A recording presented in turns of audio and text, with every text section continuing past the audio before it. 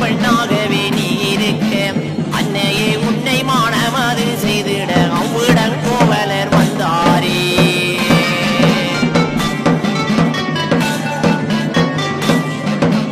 கரணி முரணி நரணி ஆகிய கண்ணகை அம்மனும் கோவலரும் புரணமாக கோலுவிருக்க கங்கை பொற்கோடி மாதவி வந்தாளே.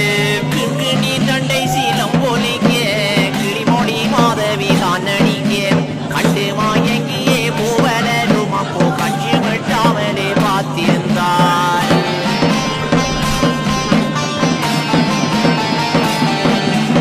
இனியன் சொர்க்கமாக கடித்த கோலே கண்ணா